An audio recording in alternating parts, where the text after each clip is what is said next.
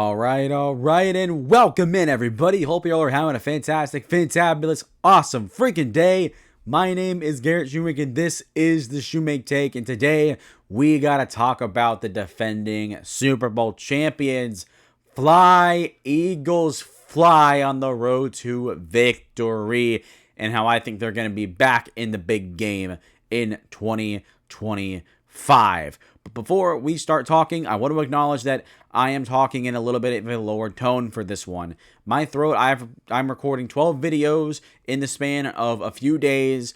My throat is very sore. Of course, I work in fast food, so I'm talking all day there as well. My throat is hating itself right now. It hates me for how much I've been talking, but I'm not going to slow down for you guys. I'm not going to stop for you guys. I want to make all this content, get it all done. That way you guys can still continue to have the best content coming out at a timely manner all the time, while I will get some time off after I'm done recording all these, so I can just rest up and recuperate and get ready for the season and prepare for what I'm going to do in season 2 of the Shoemake Take. So that being said, I'm getting a little bit too far ahead of myself. I apologize for me talking a little bit lower, and we're just gonna have to fight through it. I'm gonna try my best to continue talking how I normally talk emotionally. So we'll get there. We'll figure it out. We'll fight through it. Just bear with me. I apologize. I might have to stop and drink some water. So we'll figure it out. But that being said, before we talk about Philly, if you guys are new here and you guys don't know how the 2025 season preview series works, well, here's what we're breaking down. If you want to jump in, go ahead and jump in the discussion. The timestamp's in the video description. Knock yourself out. But we're going to break down 2024. What was their recap 2024, excuse me. What was each team's record? How did their season look? What happened? Then we'll get into the offseason, look at notable offseason news. We will look at free agency, who they added, who each team lost. We'll go through the draft and break down each pick. Then we'll look at each team's schedule, look at every game, where the most important games are, look at each stretch, and see how everything shapes up there. Then I'll give you guys my thought on each team. Are they going to be good, bad, mid? What are some strengths? What are some weaknesses? Then we'll wrap a bow on the whole thing, giving you guys my official record prediction, and then looking at some important storylines that I will be looking out for. So let's look at Philadelphia and talk about how I have them going back to the Super Bowl. How can they defend their Super Bowl victory? Well, 2024, the biggest takeaway was that they won the Super Bowl. They finished 14-3. They were amazing, top to bottom. Everything about this roster was phenomenal. Howie Roseman is a wizard. He has done a fantastic job building this roster. It's crazy how much better this roster is compared to how much better their roster was in 2022 when they went to the Super Bowl that year. The turnaround improvements that they've made has been nothing short of phenomenal. And when we talk about their draft was also extremely exciting at the top with Jahad Campbell. Oh my God, that's one of the biggest steals of the entire draft.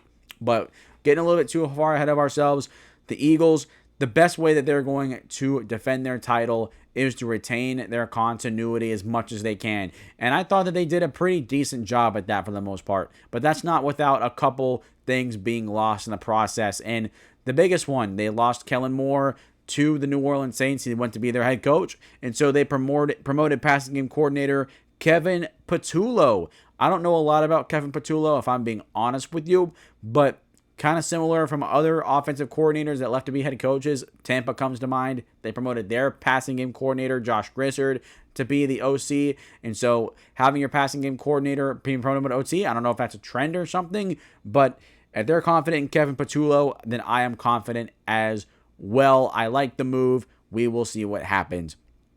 But the other move that's more important to me that I really like is that they extended center Cam Jurgens. They gave him a 4-year, $68 million extension, $39 million guaranteed, making him the second highest paid center behind Creed Humphrey. He very much deserves it. He was really good last year for Philly. A lot of people thought that he was carried by the rest of the offensive line, which, if you want to make the argument, that's fine. I'd be willing to listen to it. But regardless, Cam Jurgens was great on the field. He was a Pro Bowler, so he deserves that contract extension. Fantastic for them to find a new franchise center immediately after losing Jason Kelce only the Eagles would be able to find their franchise replacement right after one of their best centers, if not the best center in franchise history, immediately leaves after. Just wow. Congratulations to Cam Jurgens. He very much deserves it.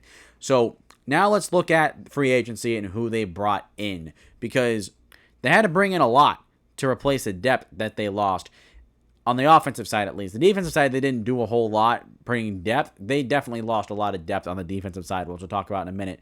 But they added plenty on the offensive side. They brought in A.J. Dillon at running back, former Packer, and he's good. He's going to be a good backup. Him and Will Shipley will be competing for second-team snaps behind Saquon Barkley. Saquon Barkley's job, of course, is not in jeopardy anytime soon, coming off of his 2,000-yard season. So I like the depth he provides. Very strong, powerful back, so he fits well with the Eagles' power run scheme, which is good. And they brought in some receivers, brought in some tight ends and offensive linemen to provide depth. Very important. I respect it a lot. These guys aren't going to see the field a whole lot, if at all, but they will be very, very important in case players get hurt. Then on the defensive side, they brought in Josh Uche to provide depth. It's funny because Josh Uche would be a starter in multiple teams, but in Philly, he's not going to be starting because the rest of this Eagles roster is still fantastic. They also brought in Adoree Jackson. He's going to be the starter outside behind next to Quinion Mitchell. Adoree Jackson is a guy that I like. I mean, of course, I'm a Titans fan. The Titans drafted him in the first round years ago, so he's a veteran, which is nice considering all the veterans that they lost. At the cornerback position, bringing a guy like Adoree Jackson makes a lot of sense. And then now you look at their losses, and on the offensive side, Kenneth Gainwell is probably the second biggest one behind Mekhi Becton, but Kenneth Gainwell's been there for a while. He's been very productive. He's been very reliable, so to lose a guy like that stinks. You want to keep a guy like that around for as long as you can, but I get it. The NFL is all about getting cheaper and also younger when you can. It's a business. That's just the nature of the beast. And then they also lost Mekhi Becton, who ended up going to the Chargers, which Mekhi Becton had the best year of his career last year. He was their right guard, got a really solid payday with the Chargers. He was really good last year, and now I can't remember what his name is. I'll see it and figure it out here in a moment, but there's going to be a new starting right guard in town. Losing Mekhi stinks, but Mekhi Becton was probably the worst person on that offensive line, so losing him, it stinks, but at the same time, I mean, if there's any guy that was to be lost, Mekhi Becton would have been the first to leave. So it stinks again, but it's going to be, I think the Eagles' offensive line is going to be just fine. I don't think they're going to take a massive hit because they lost Mekhi Becton. But on the defensive side, they lost a lot, and there's where things are a little problematic. They lost Josh Sweat, who's one of their starting edge rushers, who signed a big deal with the Arizona Cardinals, and he really benefited from having Jordan Davis and Jalen Carter up the middle. He was very productive, very efficient, had a great game in the Super Bowl. So losing a guy like that stinks. He's been there for a while as well, so you don't like to see that. But the Eagles have a lot of people under contract. When you have a roster like the Eagles do, you're going to lose talented players. And so that's just part of what happens. And Milton Williams is another guy they lost. He was their third defensive tackle behind Carter and Jordan Davis. And he was good. He was really, really good as a third defensive tackle. And now he's going to be the number one in New England for the Patriots under Mike Vrabel. So I'm excited for him and for his new opportunity. He got a good payday, so congratulations to him. Shows that how effective he was in Philly. One of the more unsung heroes of that defensive line. And then Brandon Graham retired after such a long career. Spent it every single second in Philadelphia playing for the Eagles. Congratulations to a great career to Brandon Graham. Absolutely congratulations. He's been one of my favorite players in the NFL. Seeing him grow from a young first-round pick in 2010 to becoming a leader in the prime of his career when they won their first Super Bowl in 2017, and then to see him be a vocal veteran leader and see him continue to be a positive impact in the locker room, even to this day.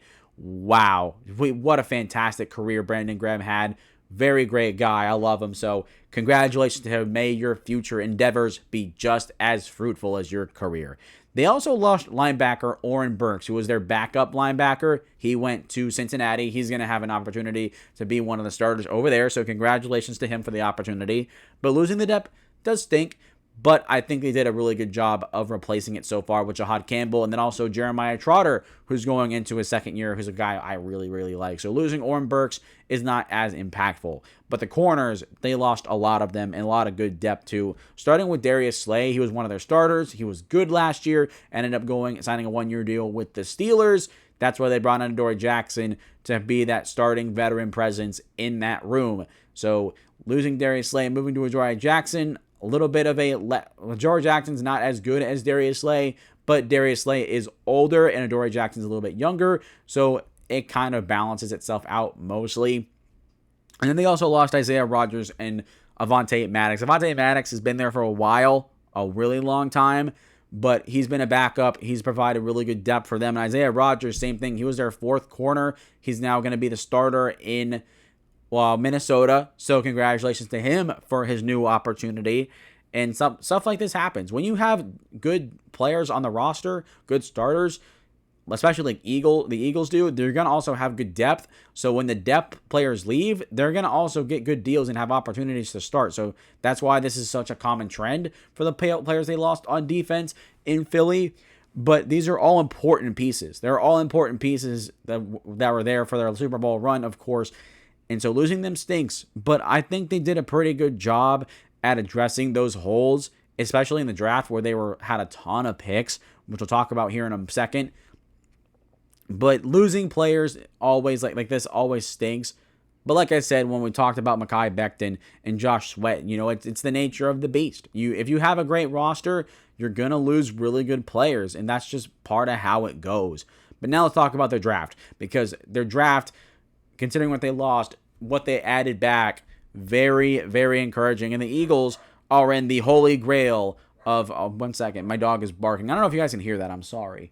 I think he stopped. Yeah, he's done. He just had a couple in him. He just had to go, row, row, row, row, row, and that was it. So there's that. So now we talk about their draft, and why I talk about the Eagles. They're in the holy grail of positions when it comes to their draft, because the Eagles roster is so stacked, they don't have immediate needs at really any spot. So they can just pick the best player available, no matter who it is, and have it work out. And with Howie Roseman, he's been able to get steal after steal after steal over these past couple drafts.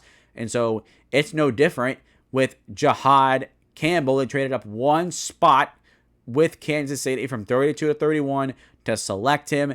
And he did tore his left labrum in his shoulder before the combine, or during the combine, I think it was. But he is a steal. Like, he's a massive steal. Good Lord, was this incredible. He was a top 10 player in this draft class, arguably. He is a kind of a tweener like Jalen Walker, can play linebacker, can also play off the edge, but probably going to play a more inside linebacker, probably better suited for him. But in that spot, he's instinctive, he's good in coverage, great in run defense, gets downhill, explosive power, uses his hands.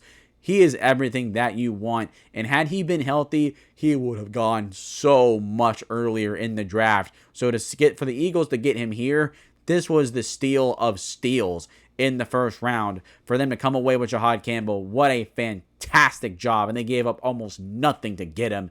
Just wow. Wow, wow, wow, wow, wow. Howie Roseman is a wizard. Need I say more?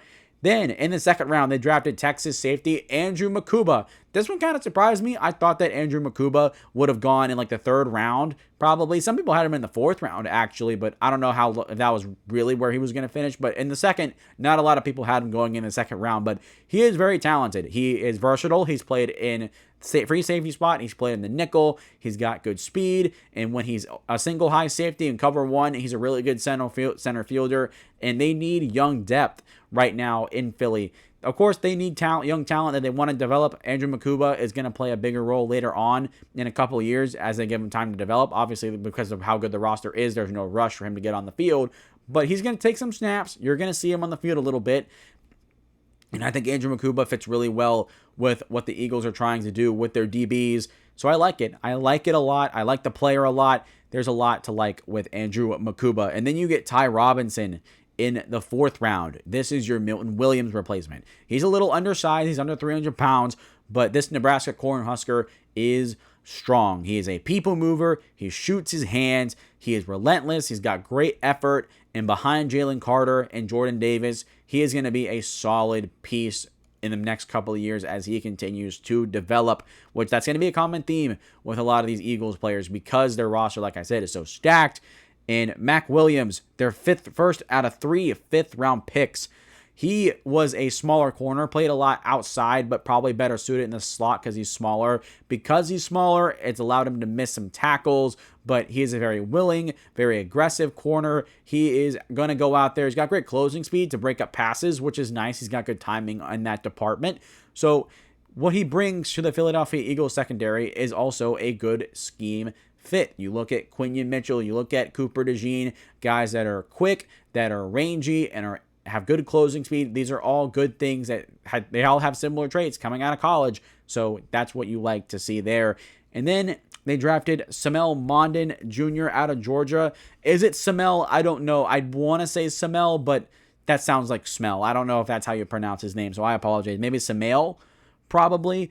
But he was a mainstay on that Georgia defense. Very productive for them. Great downhill speed, athletic. And that's a common theme with a lot of these late round linebackers is that they need some time to refine and learn their technique a little bit, especially in coverage. But these are great athletes that on special teams are going to play really well and probably going to start early on. So you like that. And then you look at center Drew Kendall, and he is the backup to Cam Jurgens. Cam Jurgens did deal with some bumps and bruises last year. He missed a couple games. So a guy like Drew Kendall, who is also a strong scheme fit, should be able to slide in, play a couple games, and hold down the anchor as he continues to develop. And then with their first 6th-round pick, they drafted Syracuse quarterback Kyle McCord, the former Ohio State Buckeye, transferred to Syracuse and lit it up, led the FBS in passing yards and set a lot of records for Syracuse. And Kyle McCord, obviously, he's just going to be a backup. Jalen Hurts, there's no competition there. But getting younger, I get it. Kyle McCord is good. He's a little bit older of a prospect, I'm pretty sure. I could be wrong on that. But he's talented. They like what he has. They have Tanner McKee as a backup, who in the first preseason game played out of his mind. He was fantastic. So he's probably going to be competing for the third-string quarterback job. But he's young. He's talented. So take a guy like that, fine. I don't know. I personally would not. But at the same time, who else are you going to pick? The Eagles roster is loaded. And then after that, they drafted 2 offensive linemen in the 6th round, tackles Myles Hinton and Cameron Williams. Myles Hinton, big and strong, needs technique refinement, but he's a good mover. He moves people pretty well as well. He's going to be good tackle depth later on down the line. And then Cameron Williams out of Texas is the guy I'm a little bit more excited about. He's 6'6", almost 320 pounds. For a guy his size to move like he moves and some of the tools that he's shown flashes in Texas, this guy has a lot of upside. And considering that, I don't know, how old is Lane Johnson? Lane Johnson's in his 30s, I'm pretty sure. I don't think he's nearing the tail end of his career. That's going to be a couple more years before that happens, at least. But Cameron Williams has a really good chance to develop into a solid player if he's given the opportunity. Cameron Williams, what his physical tools have is just wow. Just wow. There's a lot to like with Cameron Williams. If he can get his technique polished and refined, he could be a force to be reckoned with. And then with their last pick in the 6th round, they took edge rusher Antoine Powell-Ryland. Just going to be a guy that plays on special teams, did some good things in college, but considering how stacked this defense is, he's not going to see the field very soon at all in any defensive capacity. He is going to be playing a lot on special teams. So overall, I really like the Eagles draft. They got a steal with Jahad Campbell, and the players that they got at the top of the draft, even all the way down to Cameron Williams in the 6th. These are all guys that are going to take time to develop and have a really good chance at really becoming contributors for them. And for the Eagles, they are a draft-developed team. That is very much obvious considering how many starters on their team are drafted by them. Almost every single starter was drafted by them, which it's dream. It's a dream scenario. But for the Eagles, some people might try to discredit their draft because they only had a 1st-round pick, 2nd-round pick, and then they had day 3 picks right after that. Well, here's the thing. On day 3, it's nice having a lot of picks because you're trying to pick guys that either have high floors, maybe not high ceiling, but they have low floors or high floors, so they're going to be good depth players right away for you, or you're looking at guys that may have a low floor, but they have a high ceiling, where you're just taking a dart throw on elite athletes and good traits that you could develop and maybe have something in the future. And you see that a lot in guys like Cameron Williams, like I mentioned, Miles Hinton, Mac Williams, Smail Mondin. I just pronounced his name a third different way. Oh my goodness. But when you have a bunch of dart throws like this is what you're looking for. The chances of a lot of these players becoming contributors down the line is high. They have a good development program. Look at how they drafted well. I have a lot of confidence in Howie Roseman, and this draft class gets me so excited. They added so much depth here, and considering all the depth that they lost, I really do like it. So, with that being said, are the Eagles improved? I'm going to say no, just because they lost a lot of depth, but all of their starters just about are coming back outside of a few spots that are new. The Eagles still have the best roster in football. That has not changed at all. But let's talk about their schedule, because the Eagles' schedule is an interesting one. Their first 6 and last 6 are very difficult, but the middle here is very, very favorable for them. Week 1, one of the most important matchups, Thursday Night Football against the Dallas Cowboys. First matchup, first NFL game of the year. Eagles are going to win this game. I don't know why that they decided to make this a game. I talked about this in my Dallas Cowboys video when I broke them down, and this was such an awful week 1 matchup. I mean, Eagles are going to win it. It still makes it important because it's the first game of the year. You got to come out strong. But I mean, they faced the Chiefs in week 2. Why couldn't have this been the week 1 matchup for a Super Bowl 59 rematch? Why couldn't it have been that? Why could it have not been these two teams facing off in week 1 on primetime in Philly? In Philly. That would have been so fun, but no, we can't always have nice things. The Dallas Cowboys have to be on primetime, despite the fact that I think they're going to suck this year. Terrible week 1 matchup. Then you get the Chiefs in week 2 on the road in Kansas City. This is going to be a tough matchup. Kansas City is going to be looking for their revenge in this football game. They're going to be at home. It sucks that this game isn't prime time anyways, which what are they doing here? Well, this game not being prime time is absolutely criminal. But with that being said, I think the Eagles can win this game. Even though they're in Kansas City, teams don't lose to Kansas City in Kansas City, or no, they don't beat Kansas City in their home stadium. The Eagles, I think they can. Their roster is just infinitely better. And looking at the Chiefs taking not significant, but taking a definitive step backwards, I think that they lose this game and Eagles win, start 2-0. Week 3 against the Rams, tough matchup. This was the one team in the playoffs that actually gave the Eagles a run for their money and almost beat them had it not been for Saquon Barkley going off and then some adverse snowy weather conditions. So the Rams could upset the Eagles here. I would not put it past them, but their defensive line is going to be really good. The Eagles' offensive line is always really good, so that's going to be a fun matchup to look at and see there.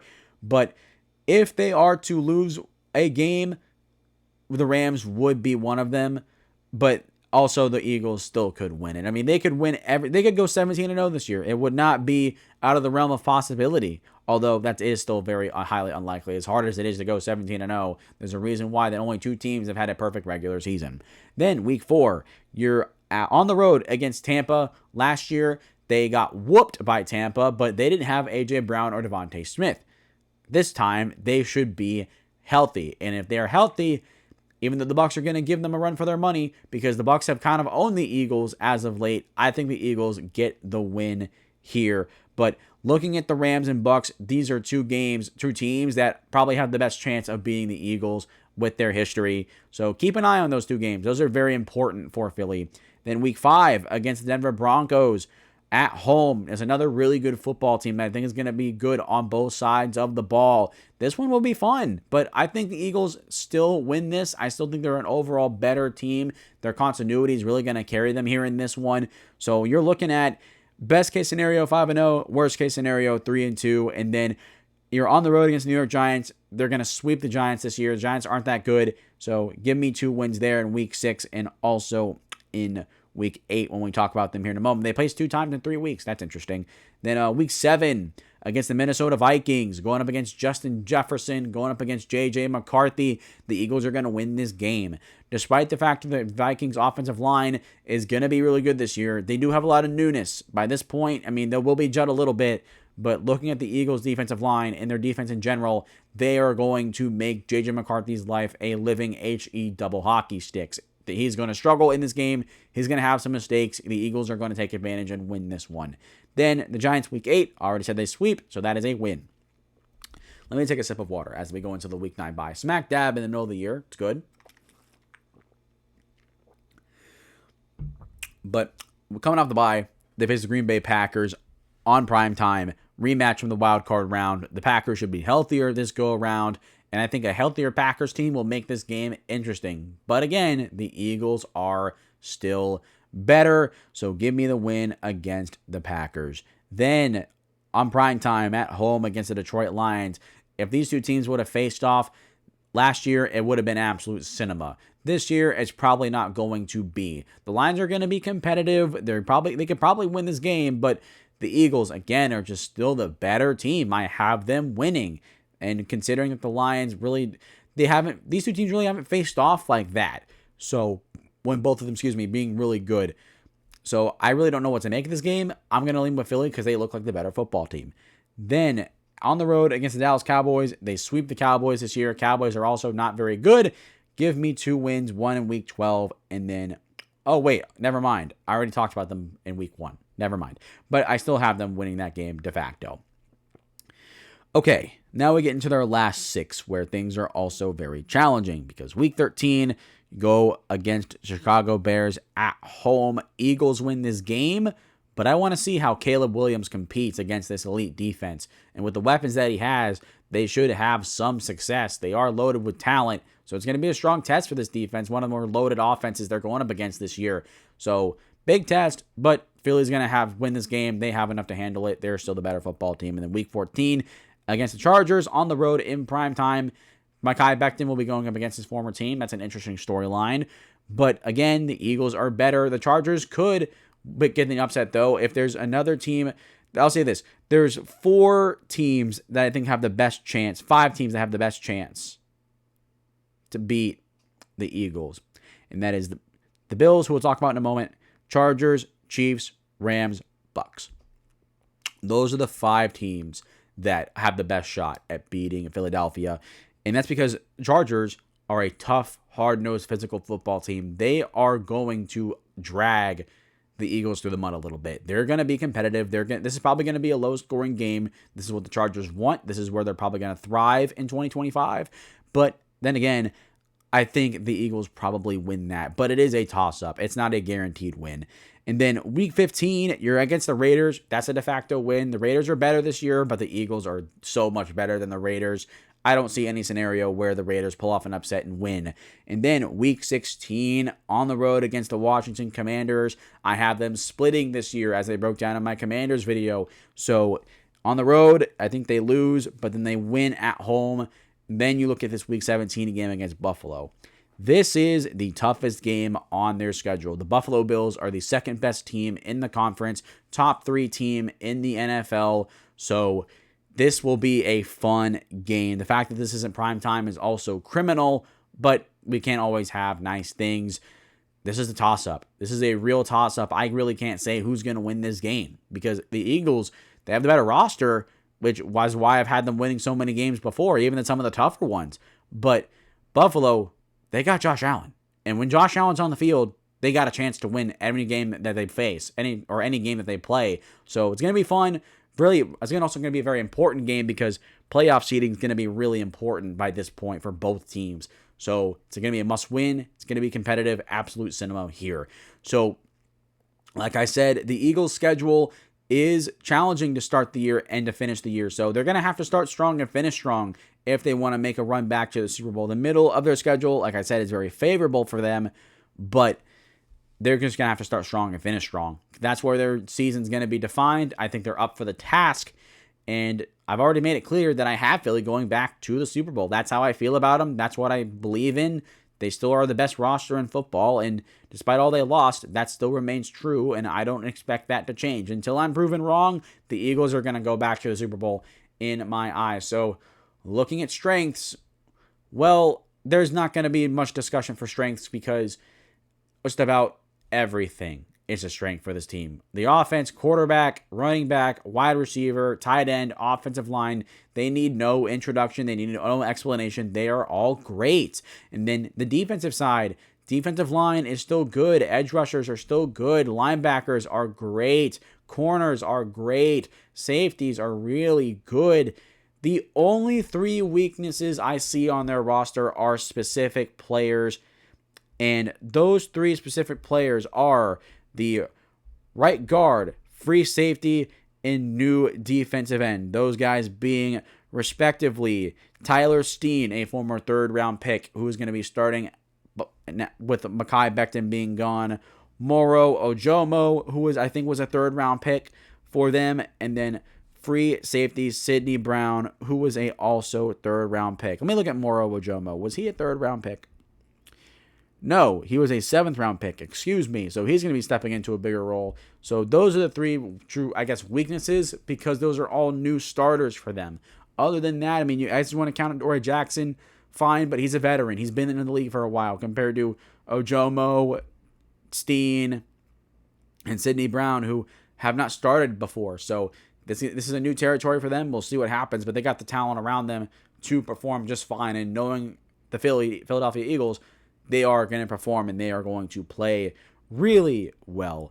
So with that being said, I have them obviously finishing first in their division, making the playoffs. That's no secret. But what is my official record prediction? I don't think they're as good because they have a few new pieces and they lost a lot of depth. So if injuries pile up, that's going to be concerning. But they're still going to be the number 1 seed in the NFC to me. I have them going, boom, 13-4, 1 win off of what they did last year. That checks out for me.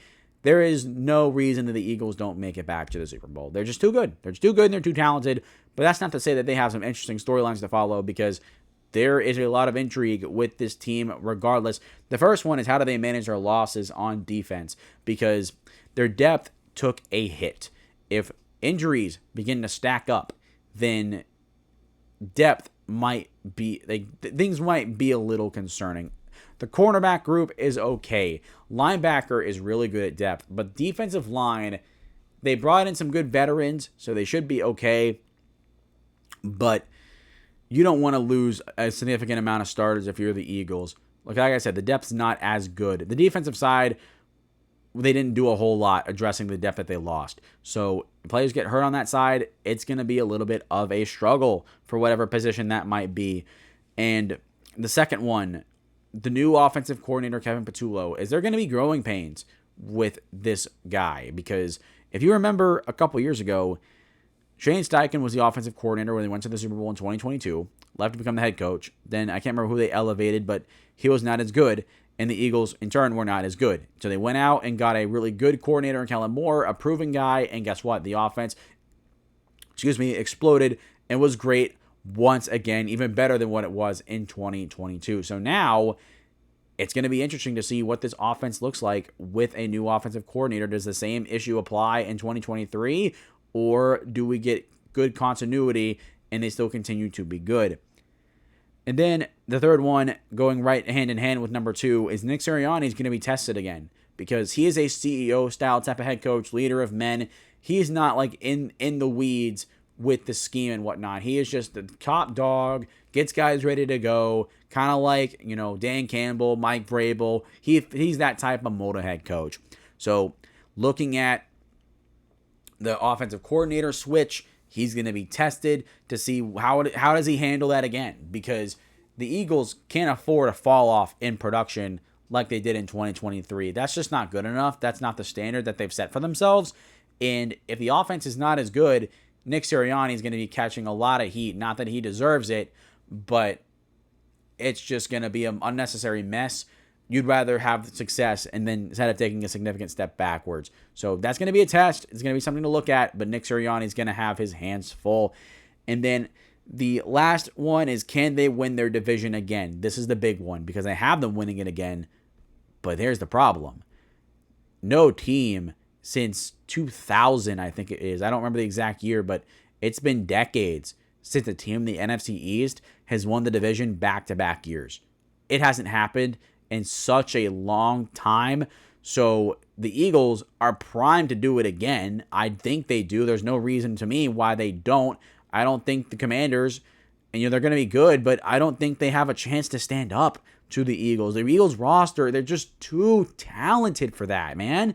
They're just too good. I do not see them going anything worse than going back to the Super Bowl and winning their division. It's just, until it happens, I'm not going to be, if it happens, it happens, but I don't think it will.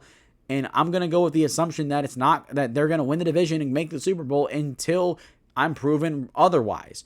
So at this point, that's where I'm standing, that's where I'm at. But it will be interesting to follow because it has not happened in over 20 years. And records are meant to be broken, but we don't dictate that. The teams do. And also, the football gods, they kind of play a role in that. If you want to like jokingly believe in football gods and whatnot, but sometimes you get a stat like this and it's like, maybe football gods do exist somewhere. Maybe, you never know. But with that being said, that is going to do it for me today, guys. Sorry that I'm not talking as normal because my throat is very, very sore. I don't know if I'm going to have to stop and take a break. It's just, man, my throat hurts so bad, but I'm making it through. I want to finish this up for you guys, so I have some time off, but you guys continue to get amazing content every single day over the next couple of weeks as we get closer and closer to the season. The season's less than 20 days away. We're less than a month away from the regular season. Let's freaking go. But with that being said, if you guys have enjoyed and you've made it this far, please consider hitting the like button and subscribe buttons. It helps the channel out tremendously. We're trying to reach 500 subscribers before the end of the 2025 regular season. So if you could hit those two buttons and get the word out to get more people onto the Shoemaker Take, and getting everybody here to build the community that we're building would be fantastic. I'd appreciate it if you guys would do that for us. And then secondly, Eagles fans, let me know your thoughts in the comments down below. Are the Eagles going back to the Super Bowl? Tell me, yes or no. I think a lot of you would say yes. I believe it. I fully understand why. So let me know, you guys, what you think about the Eagles this year. Thirdly, make sure you guys follow me on social media, whether it's Facebook, Twitter, Instagram, TikTok, all that good stuff, getting some content, getting ready to come out there for those people next week. And then lastly, if you are a fan of the Shoemaker Take and you're a fan of one of these teams that I've talked about, or you are a fan of this team and you know a fan who is a fan of one of these other teams, go tell them to check out the Shoemaker Take and check out the 2025 preview series. The NFC East is now done. The North and South are done. The entire AFC is done. We have one division to go, and that's the NFC West. We are on the home stretch. We are more than 80% through. We are right there at the end. Wow. It has been a journey making these videos, man. It's been a while. It's been fun. It's been really fun breaking down all these teams and getting to expand my knowledge on these teams and the players that they have and the coaches that they have, and looking at all the news during the offseason. I've consumed a lot of information over these past couple of months making these videos, so couldn't do it without you guys. You guys are fantastic. Love you guys. But that being said, that is going to do it for me for this one. Hope you guys have enjoyed, and as always, I will see you all next time.